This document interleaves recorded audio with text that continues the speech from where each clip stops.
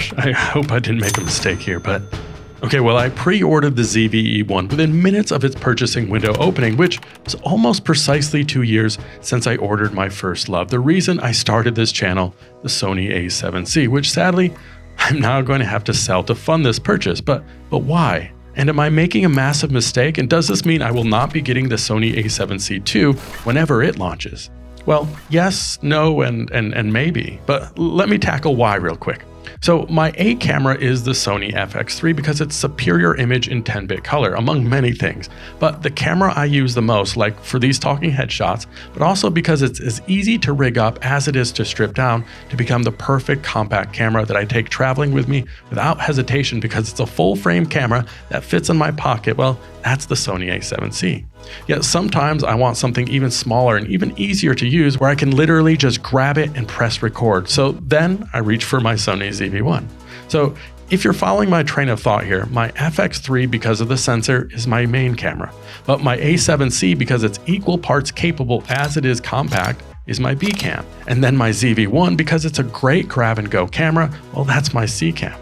So imagine a world where the best of all of these would be Frankensteined into one camera and then turned up to 11. And I know I'm mixing metaphors here, but well, then that seems like a no-brainer if that camera were to exist, and now it does. Yeah, I'm aware my needs may be very niche and this camera is not for everyone, as I'm not trying to convince you that it is. But the real question is, why don't I just hold on to my A7c? Is it that much better?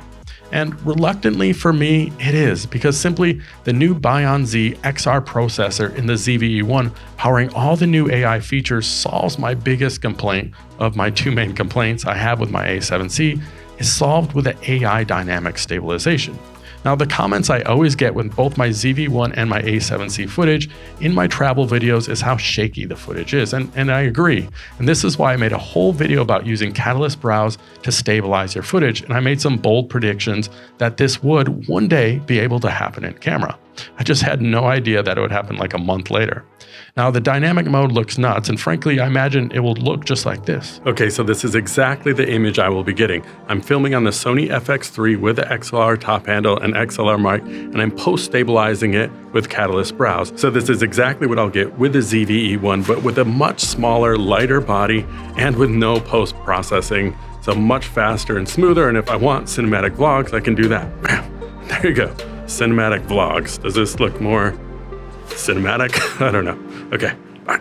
Now we also know to get that stable footage, you need a wide angle lens because the dynamic stabilization has a massive crop, similar to how I cropped it in Catalyst Browse. So if you were also thinking of getting the ZV-E1, don't get this kit lens. If you are planning on vlogging at all on the camera made for vlogging, you can't get this kit lens. So this 28-60 with a 1.3 to 1.4 crop will get you closer to like 40 millimeters to 80 millimeters. So you'll definitely need something much wider than 28 to use this feature. So I have a video coming up for the best 3 lenses and a few budget lenses to use instead of the kit lens on the ZV-E1. Now the second, or maybe tied for first issue I have with the A7c is the 8-bit color and trying to match it to my FX3. I also made a whole video about this, and then another one trying to create a Z Cinetone and a C Cinetone for my ZV-E1 and A7c so they could match, and mistakes have been made and continue to do so. So having the same exact sensor, color management, and matching becomes a non-issue. I'm also happy just to use as Cinetone, as it will likely be the only profile I use when I'm traveling. And now the cinematic vlog feature is a bit of a joke, but I do like the new color customizations within that. Yet, because you can also load in your own LUTs, you can shoot in S-Log3 and use your favorite ones. And I use GAMUT for the best conversion LUTs for Sony cameras, link below. See, check them out. GAMUT is a great resource, but I used to have to load them on my monitor, but now again, I can do that all in camera. Now, I'm not even going to touch on all the other features that it has compared to, well, almost any other Sony camera, or really any other camera at the moment, as I will have a bunch of videos on the ZV-E1 coming up when I finally can get my hands on it.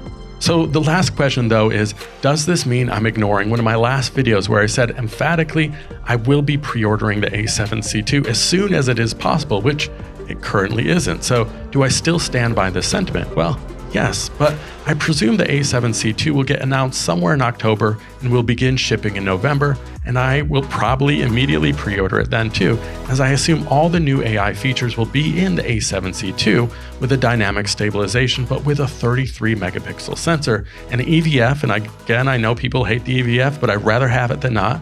And yes, like the ZV-E1, there will likely be overheating issues as well, and only cropped 4K 60 and much worse rolling shutter performance, but it will be a true hybrid camera with much sharper video. So there's a good chance that I will then sell this ZV-E1 for the A7C2 and consider the loss of money like a rental fee for like 6 months to travel and really fall for all these features. But who knows what the future holds. Maybe I'll keep both and sell my FX3, but probably not likely. It's hard to tell how great the ZV-E1 will be until regular people like me, non-Sony ambassadors, get to use and review this camera. So be on the lookout. I have a bunch of videos about the ZV-E1 on the way, again, as soon as I can get my hands on its compact little body. And I still have love for my A7C, and it will always be the camera that got me fired up about cameras again, as I'm hoping the Sony ZV-E1 will also reignite some of that passion. And I can't wait to share that with you. Thank you again for your time and attention. I have a bunch more videos about videos like this on the way. All right, thanks guys, bye.